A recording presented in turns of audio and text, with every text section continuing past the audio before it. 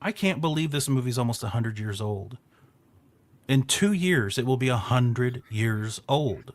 They have we've been talking about a century of cinema, that films have been 100 years old for about 20 years, because technically they were making films in 1900, but nothing that holds up today.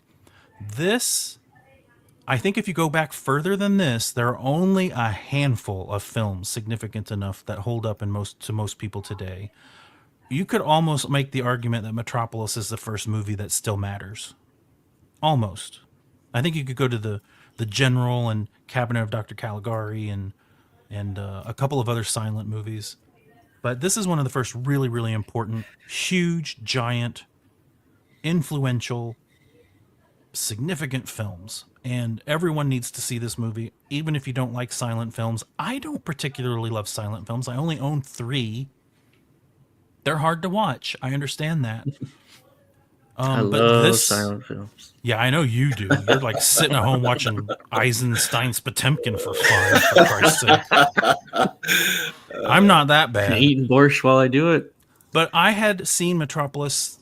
I want to point out there were like three different versions of this. Actually, there are myriad versions of this movie at all different lengths, because it was chopped up in every country that played it.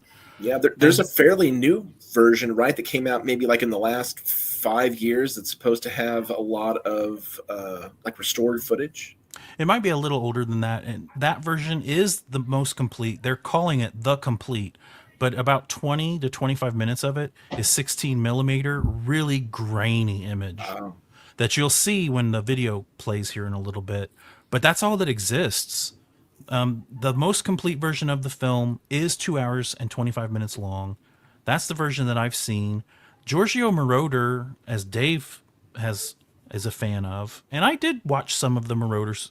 Giorgio Moroder's an Oscar-winning composer who did his own music and got some rock artists like Freddie Mercury and Pat Benatar to do songs for this Metropolis and re-release it in the 80s. What was funny? It was only 90 minutes.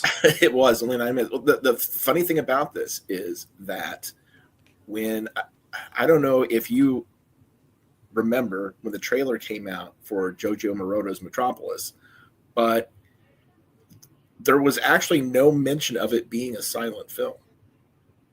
And so I went to the theater to see that version and was shocked that I was watching a that I'd been tricked into watching a silent movie. But they actually added some sound effects. Not all. Yeah, a little bit.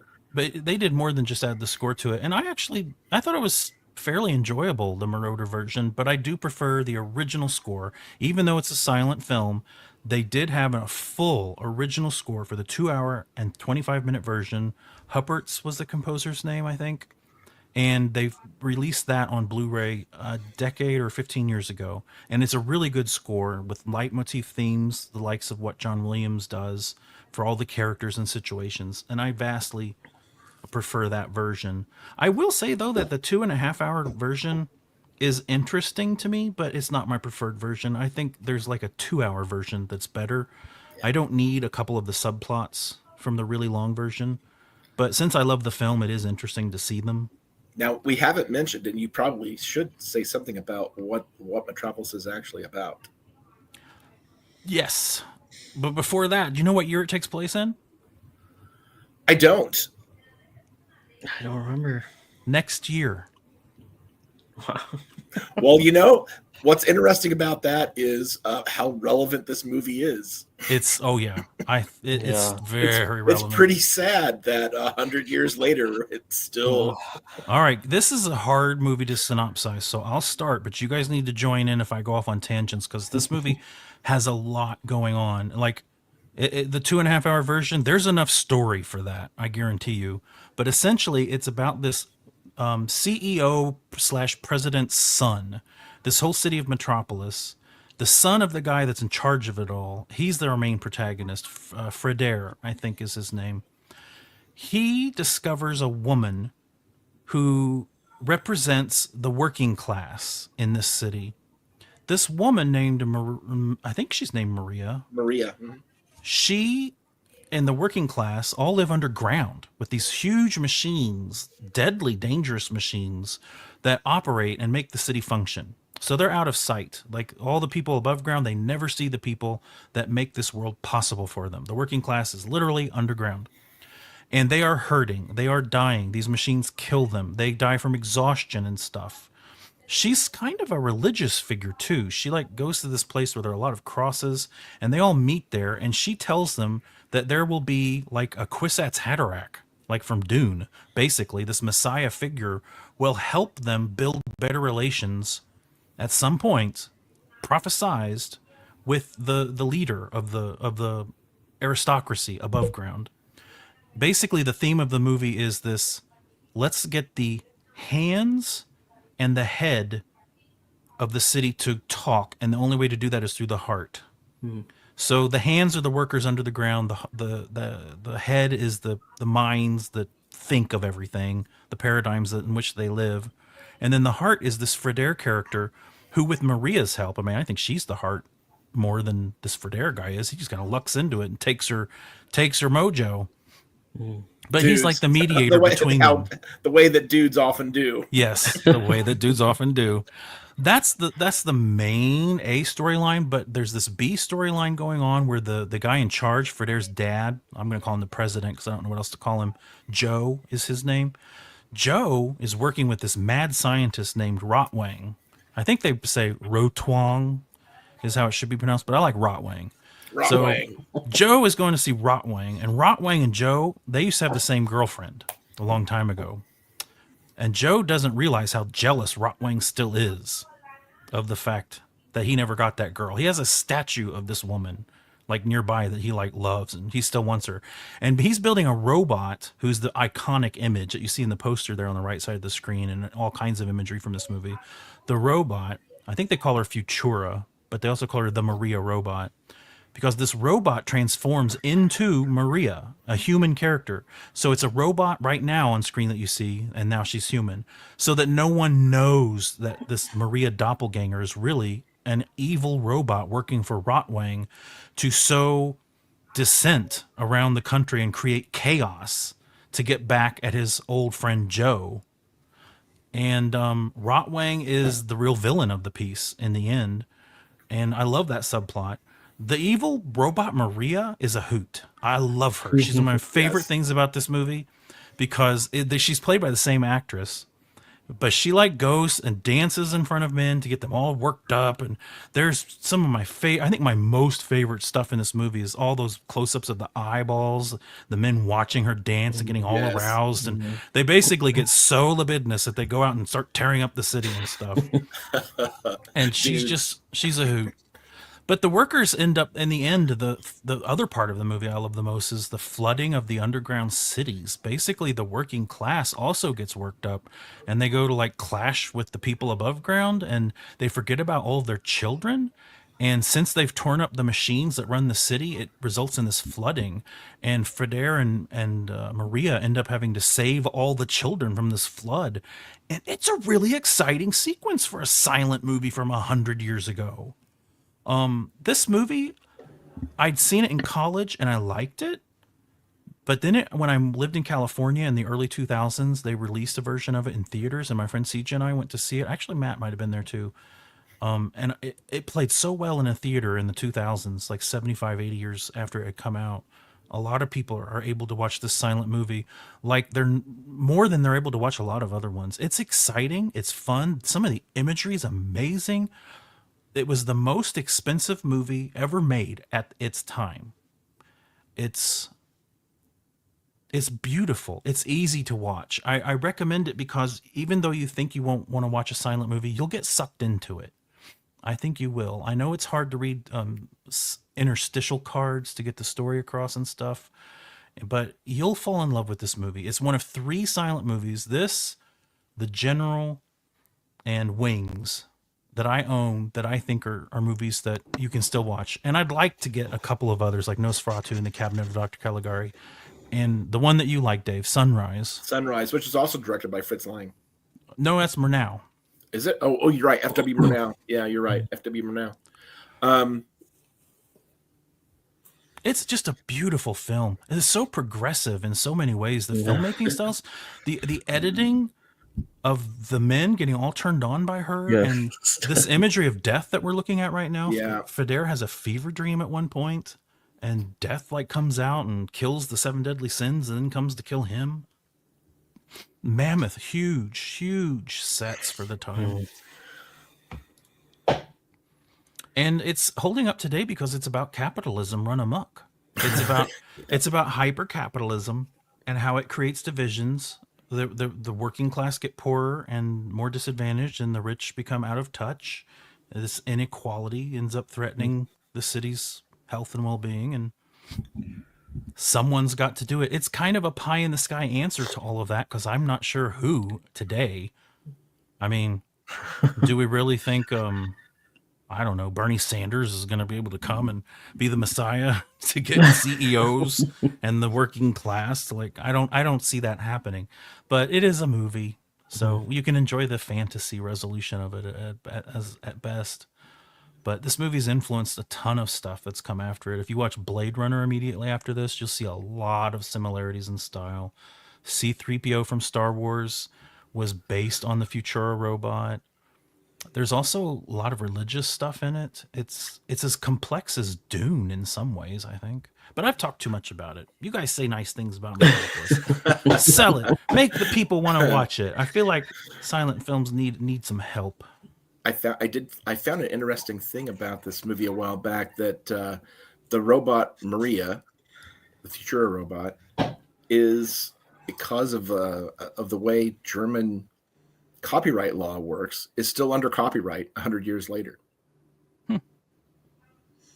Because artists in Germany, they can keep their estate basically can keep the copyright on their works of art in perpetuity. Well, Disney can't even do that. Disney can't even do that. That's something else. When the wars came, this movie got hurt because they basically raided Germany after World War II and stole everything. All the film reels from this got, like, I think they went to, I can't remember. It might have been Italy. I can't remember. Or Russia, maybe. And then in this ensuing decades, Germany had to, like, try and get all this stuff back. And that's one of the reasons Metropolis was hard to put together, because all of the pieces of it just scattered to the winds after Germany lost the wars. Yeah. And I can't believe that parts of this movie, 25 minutes of this movie, doesn't exist anymore, except on that heavily damaged 16 millimeter print they found in Argentina about 15, 20 years ago. Argentina. Argentina. That's all there is. A private. No way that was there. Like, movies are fragile, because back then they made movies on nitrate and it was highly flammable. So people didn't want to keep film around because it was dangerous, literally. So Metropolis is precious. Absolutely.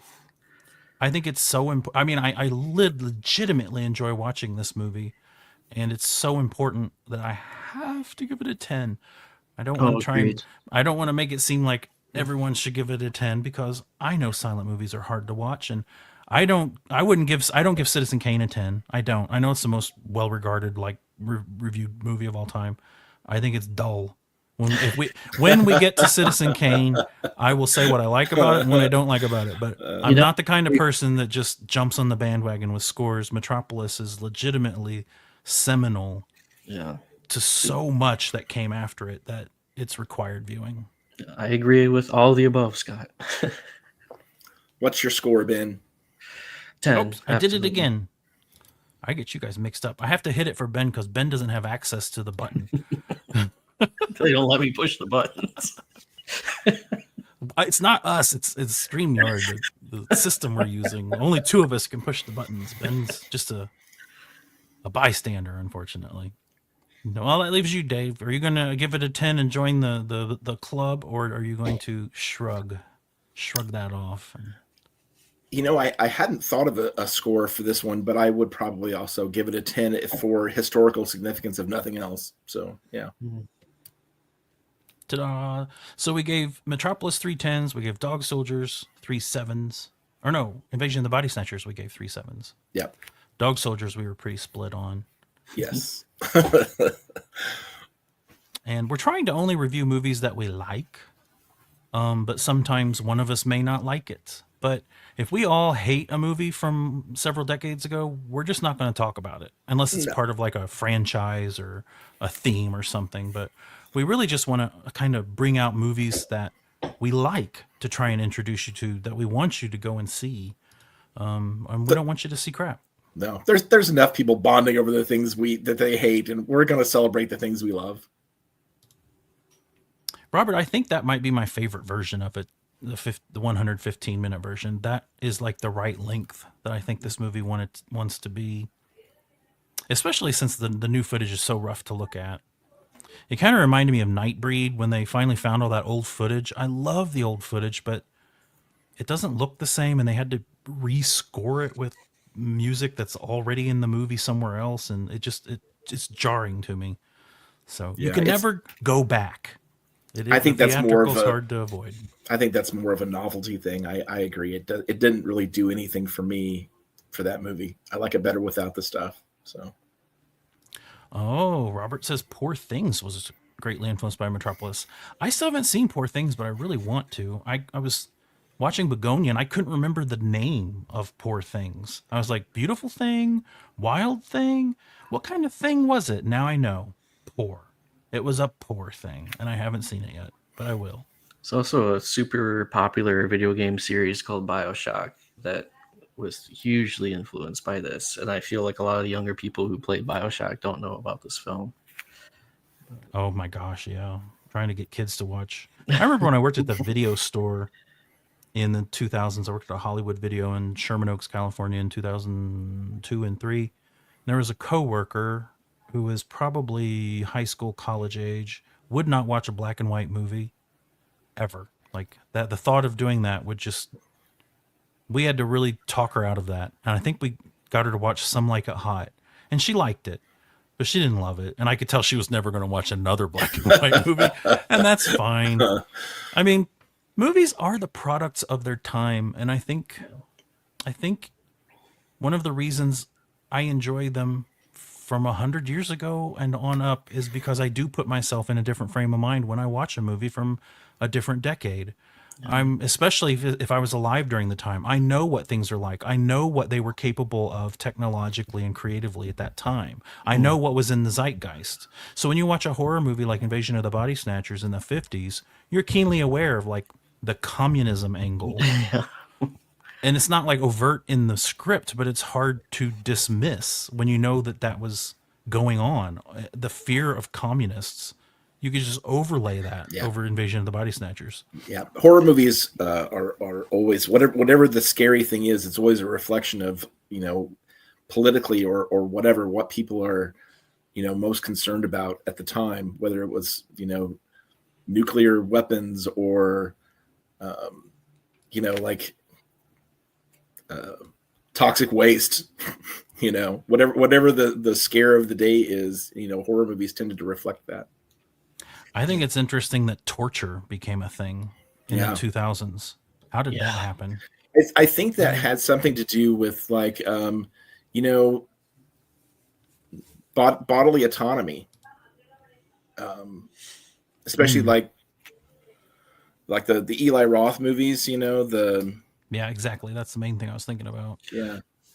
It's interesting to see the British contributions to that in the early 2000s, considering how strict they were, in the decades up to that point. It's like they're making up for lost time with like 28 Days Later and other movies like that were pretty brutal.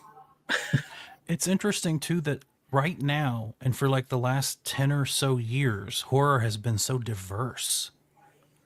Like before that, horror was overwhelmingly kind of one thing or another based on what our fears were at the time. Yeah. And we're finally, I think in the last 10 or 15 years, we have a much bigger variety of horror.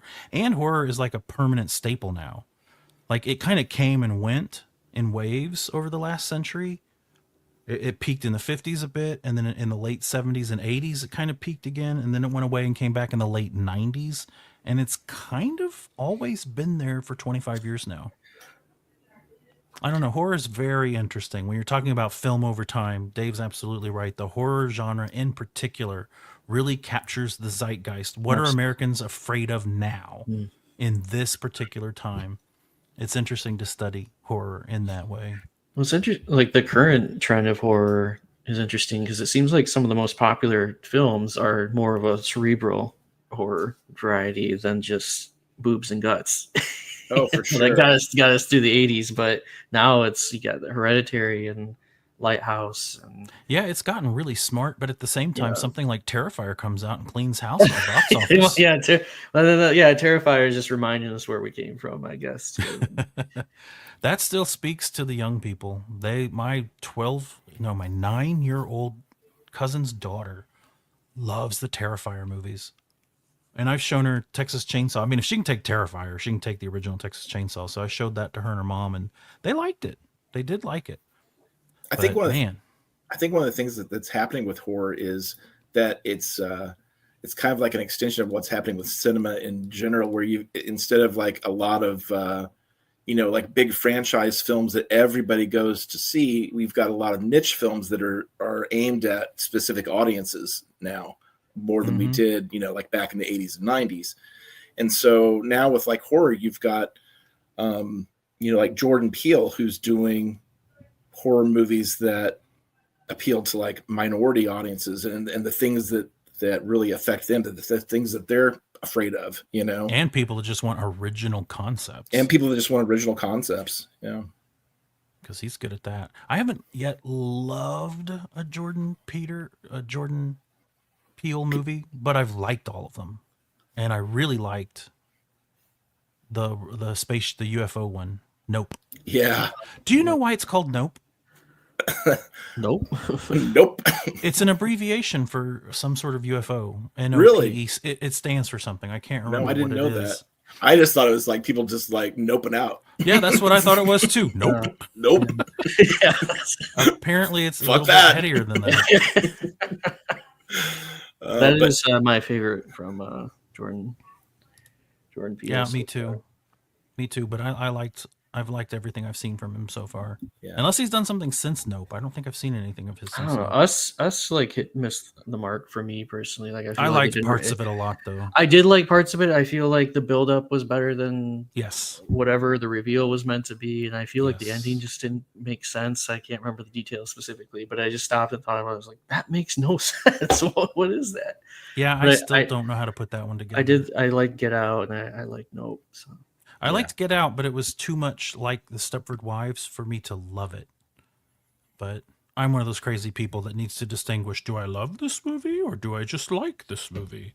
I'm sure most people don't spend any time thinking about that. I do like kind of that Twilight Zone flair he's brought to Oh, yeah. all of this stuff. So Well, this was our show. This was our first show, gentlemen. I think we've made it through it. How'd that happen? Well, I have to thank Robert and Jen for being in our chat tonight. Yeah, Thank you for being in our little audience. We had no expectations for tonight because it's our first show. We really don't know where to advertise except our Facebook channels. So tell your friends. Yeah, tell your friends. Hopefully it'll grow organically. The plan is with all of our live shows, we're going to chop them up into pieces and release the pieces throughout the week as standalone videos. So if you miss a live show, you'll be able to watch it in bit and piece form later. And then hopefully most Sundays anyway, we'll be able to do a live show. And we'll hope to engage with our chat as much as possible. And I think we're also going to give some digital downloads away in future shows because I don't use them. And I do buy a lot of 4Ks that come with them. So I've got a big pile of them to give away. And I figured that might be a fun way to do it. For the few people that do, Robert, you might really rake in a bunch of those digital downloads if you're still here next week. And we're also going to do some theme shows when we once every month or two, we're going to have something pre-recorded that's not live. And I think that's going to be our theme show where we explore a franchise or a director or an actor or just something that's somehow themed together. But that's our plan. Guys, I thank you so much for doing this with me, because I tried to do this by myself just for me. And it was so And lonely. it was horrible. I tried to make a video, not live, and I was like, oh man, I don't know. This is, ugh, I don't want that. No, somebody's got to there's got to be someone to talk to. You got to have some back and forth and some banter. So I really appreciate that you guys took the time and have agreed to do this. And I think it was fun, and I look forward to doing it some more with you guys. Absolutely. Yeah, absolutely. Next week, Well, Belly's There the Cajun. Whole episode dedicated. Well, you may be on your own for that one. We promised to try and what is the word? Rein Ben in. Dave and I are going to rein Ben in. We are not going to subject our audience to Bells There the Cajun or a shit movie like Solo. Literally a shit movie. It's about shit. I guess there's some other stuff that goes on in there, but all I remember is the shit. We'll try and rein Ben in. We don't want to punish our audience with too much history.